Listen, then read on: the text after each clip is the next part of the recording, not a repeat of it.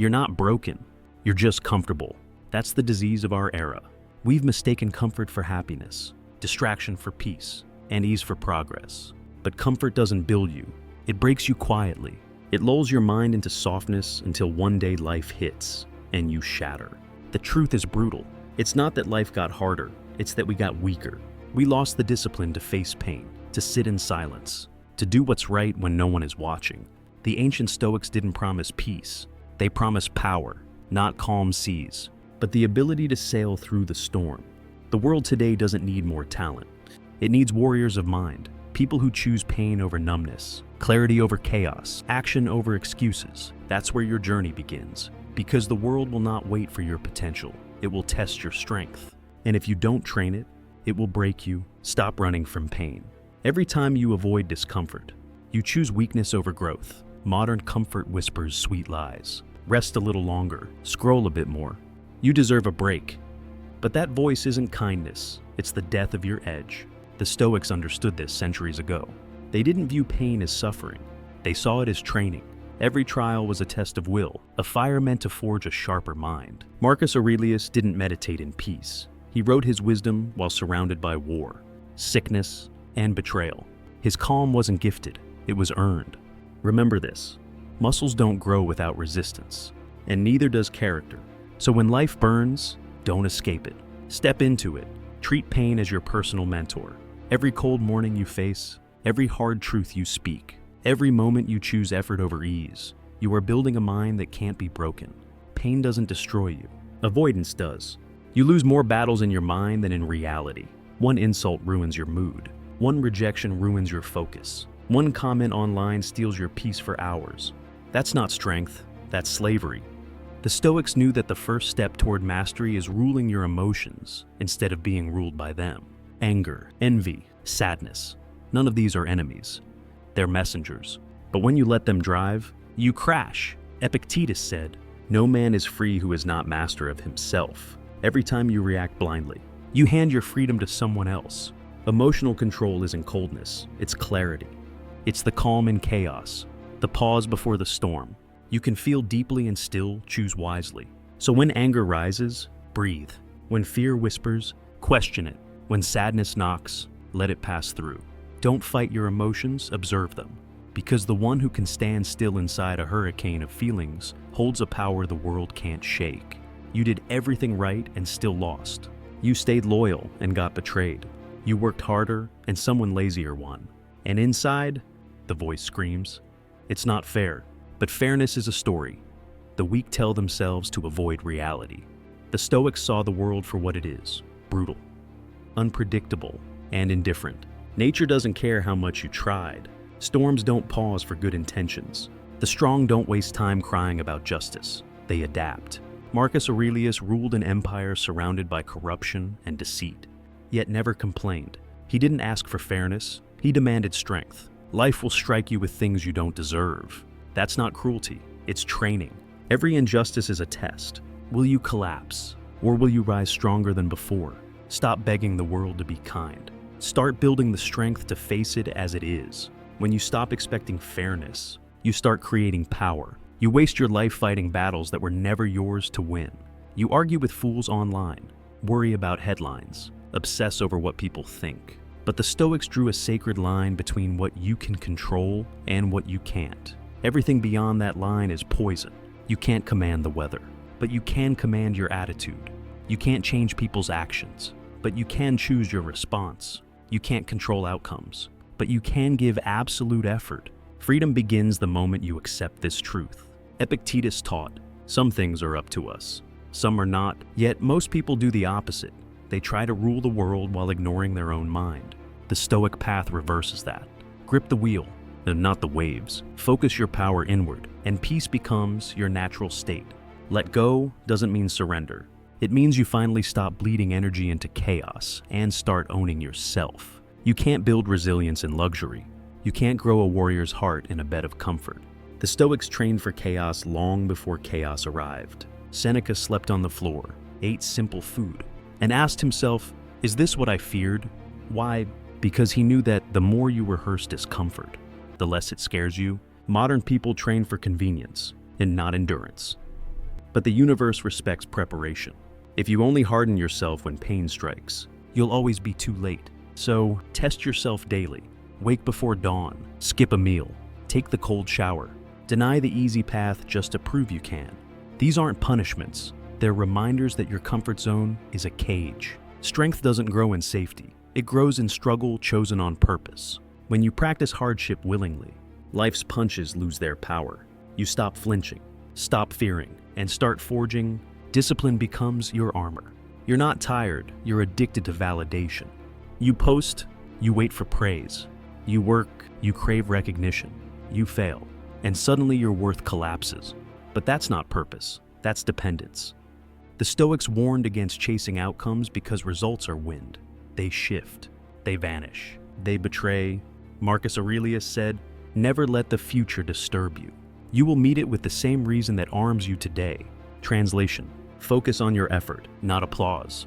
The Stoic doesn't write to be praised, he writes to grow sharper. He doesn't train to impress, he trains to become. Results come and go, but process endures. When you pour your soul into the work itself, you stop being fragile. Failure can't break you, and success can't corrupt you. The outcome no longer owns you. You own the moment. Fall in love with the grind. The doing is the reward. The process is the peace. You act like you'll live forever. You waste hours scrolling, days delaying, years waiting for the right moment. But that moment doesn't exist. Every breath you take is borrowed. Every sunrise is one less you'll see. The Stoics stared death in the face not to feel fear, but to feel clarity. Memento mori, remember, you must die. It wasn't morbid, it was awakening. Because when you truly grasp that time is slipping, excuses dissolve. You stop postponing growth. Stop tolerating nonsense. Stop living small, Seneca said. It's not that life is short, it's that we waste much of it. You don't need more time, you need more intention. Call the person, write the book, begin the thing. Live today as if tomorrow isn't guaranteed, because it isn't. The awareness of death isn't a curse. It's a compass that points you toward what actually matters. Mortality isn't the end, it's the motivation. The world trains you to chase applause, to trade your soul for approval. Every post, every performance, every achievement becomes a silent plea. Please see me, please like me. But when you live for praise, you die by silence. The Stoics live by a different code, virtue over validation. Marcus Aurelius said, just that you do the right thing. The rest doesn't matter.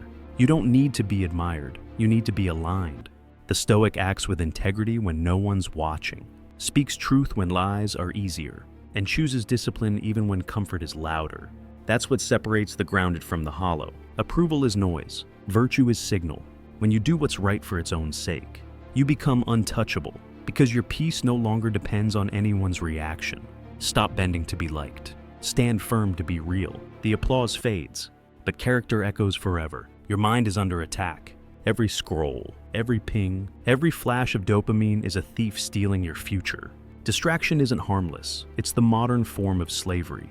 You think you're choosing it, but it's choosing you. The Stoics treated attention as sacred. To them, focus was the root of freedom. Because a scattered mind cannot be strong, Marcus Aurelius warned. You become what you give your attention to.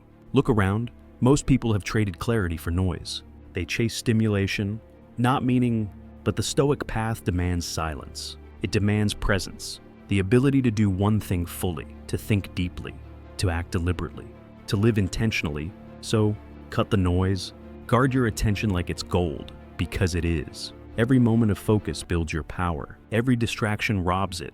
Attention is your life force. Spend it wisely, or lose yourself completely.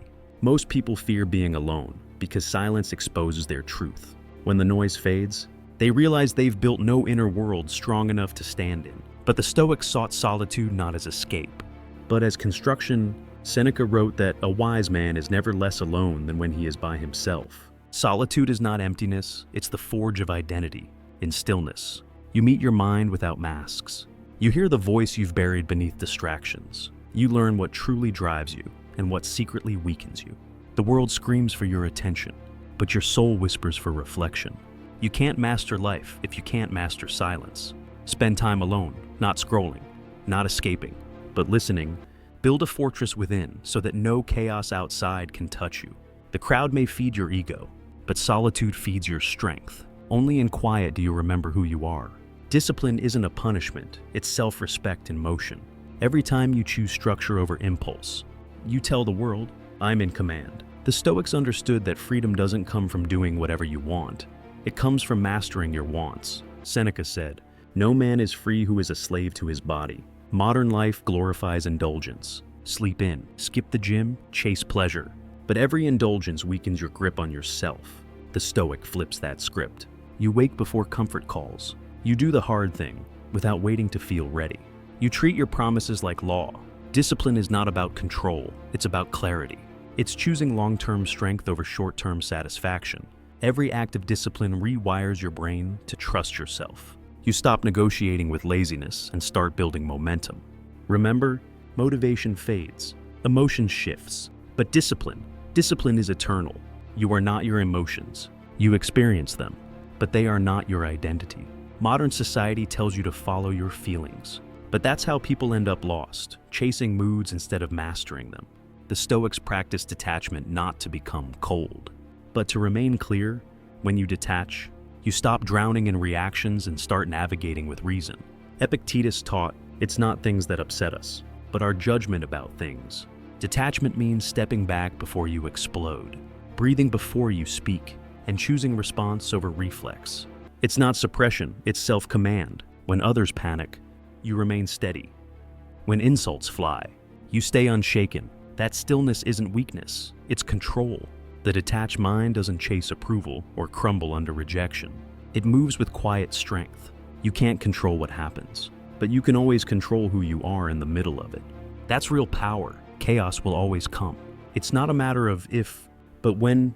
Most people crumble under it because they expect peace to be the default. The Stoic knows better. Life is a battlefield, and the mind must be the general. When the world spins, the weak seek escape, the strong seek order. Marcus Aurelius wrote during war, plague and betrayal. Yet his words were calm. A blazing fire makes flame and brightness out of everything thrown into it. That's the Stoic secret. You don't resist chaos, you consume it. Every challenge becomes fuel for focus. Every obstacle a test of composure. When your plans fall apart, ask not, why me, but what is this teaching me? Chaos exposes what's fragile and strengthens what's true. The storm is not your enemy, it's your mirror. Train your mind to see through the noise, to find direction in disorder. That's how clarity is born. You can't fake strength when life gets real. In chaos, the mask falls off, and only your training remains. The Stoic warrior isn't loud, aggressive, or emotionless. He's composed. Calm doesn't mean weak, it means ready. Focus doesn't mean rigid, it means precise. Unbreakable doesn't mean unfeeling, it means rooted. The Stoic warrior moves through storms with eyes forward and heart steady, because he has already fought his inner battles. Marcus Aurelius led armies while battling pain and doubt, yet his journals were prayers for composure. That's what power looks like, not domination. But discipline, the world will test you. People will provoke you, circumstances will push you to react. But the warrior mind chooses restraint. He acts with purpose, not emotion. The storm can rage, but the warrior remains the mountain, silent, centered, and untouchable. That's the kind of power no one can give or take away. Fear will never leave you. It hides behind every new step, every dream, every change. But courage isn't the absence of fear, it's movement in spite of it. The Stoics didn't pray for safety. They prepared for impact. Seneca said, "We suffer more in imagination than in reality." Most of your fears are ghosts, loud in your head, silent in the real world. The only way to destroy fear is to act while it still screams. Do the thing your anxiety tries to delay. Say what needs to be said. Walk into the unknown with steady breath. Fear loses power the moment you face it head on. Courage is built like muscle, repetition. Resistance, repetition again. You can't think your way into bravery. You must train it through action. Each time you step forward trembling, your spirit grows bolder. Soon, fear becomes what it was always meant to be, a teacher, not a cage. Without purpose, discipline decays. You can wake early, work hard, and still feel hollow if you don't know why you're doing it. The Stoics anchored every action to something higher, virtue, duty, meaning. Marcus Aurelius didn't rise before dawn for pleasure. He did it to serve reason, justice, and strength. Purpose is what turns pain into progress and repetition into mastery. When you have a clear why, no obstacle feels wasted. No delay feels fatal. But when you live without direction, even comfort feels empty. The modern mind drifts because it confuses goals with purpose. A goal ends. Purpose endures. It's not about achievement, it's about alignment. What drives you when no one's watching? What mission makes fatigue feel sacred? The Stoic lives by principle, not preference. So, find your purpose and let it sharpen every breath, every task, every moment until life itself becomes your practice. No one is born unshakable. Strength isn't a gift, it's a construction. Brick by brick, choice by choice. Every time you choose pain over comfort, reason over reaction, virtue over validation, you lay another stone in your foundation. The Stoics didn't seek perfection, they sought progress. They fell, failed, doubted, but they always returned to discipline. That's the real secret. Not talent, not luck, but persistence. The calm you admire in Marcus Aurelius was forged through chaos. The wisdom of Seneca was carved through loss. And the control of Epictetus was built through chains. You have the same power. You don't need ideal conditions, just consistent choices. Every sunrise is another chance to practice strength. Every hardship is another invitation to rise. So start now. One act of will, one breath of discipline, one moment of clarity. Until one day, you'll realize you no longer break when life hits. You bend, you breathe, and you become unshakable. Before you scroll away, pause for a moment. Everything you just heard means nothing unless you act on it. The Stoics believed that wisdom unpracticed is wasted, that change begins not with words, but with decisions. So ask yourself, what's one habit, one weakness, one comfort you'll confront starting today? Leave your answer in the comments below. I want to hear your commitment, your fight, your next step towards strength. If this message spoke to you, take a second to like the video, subscribe to the channel, and share it with someone who needs to hear it quietly, sincerely, because every share spreads strength. Every word reminds another soul that they're capable of more. Thank you for watching, for reflecting, and for growing with us. This is Stoic Psychology, where discipline meets peace, and where your transformation begins.